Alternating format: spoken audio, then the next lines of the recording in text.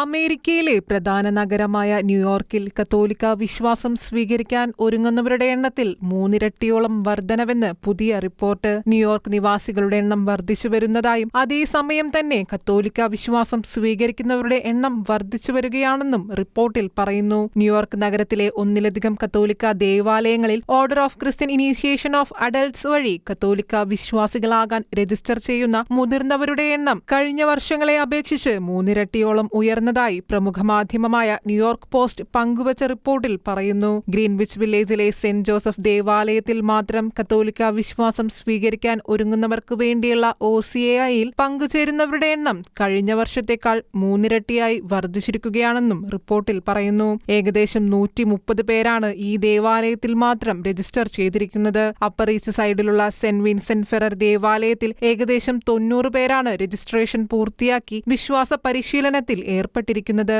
Saint Patrick all cathedral ബസിലിക്കയിലും കത്തോലിക്ക വിശ്വാസം സ്വീകരിക്കാൻ ഒരുങ്ങുന്നവരുടെ എണ്ണം ഏകദേശം 100ആയി ഉയർന്നിട്ടുണ്ട്. സെപ്റ്റംബർ 10 കൊല്ലപ്പെട്ട അടിയുറച്ച ക്രൈസ്തവ വിശ്വാസിയും സോഷ്യൽ മീഡിയ ഇൻഫ്ലുവൻസറുമായ ചാർലി കിർക്കിന്റെ കൊലപാതകം ക്രിസ്തീയ വിശ്വാസത്തിലേക്ക് അനേകർ ചേക്കേറുന്നതിന് കാരണമായും മാധ്യമങ്ങൾ വിലയിരുത്തുന്നുണ്ട്. തന്റെ രാഷ്ട്രീയ പ്രവർത്തനത്തിന് പുറമെ ദൈവവിശ്വാസത്തിന്റെ പ്രാധാന്യത്തെക്കുറിച്ച് വിവിധ വേദികളിൽ ചാർലി കിർക്ക് തുറന്ന് സംസാരിച്ചിരുന്നു. ന്യൂയോർക്കിന് പുറമെ അമേരിക്കയിലുടനീളം ക്രൈസ്തവ വിശ്വാസം വർദ്ധിക്കുന്നതായും അമേരിക്കൻ മാധ്യമങ്ങൾ റിപ്പോർട്ട് ചെയ്യുന്നു. കത്തോലിക്ക മാധ്യമമായ നാഷണൽ കാത്തലിക് രജിസ്റ്റർ അമേരിക്കയിലെ വിവിധ രൂപതകളിൽ കത്തോലിക്ക വിശ്വാസം സ്വീകരിക്കാൻ ഒരുങ്ങുന്നവരുടെ എണ്ണത്തിലുള്ള വർധനവിനെക്കുറിച്ച് നേരത്തെ തന്നെ റിപ്പോർട്ട് ചെയ്തിരുന്നു. International desk, Shekinah news.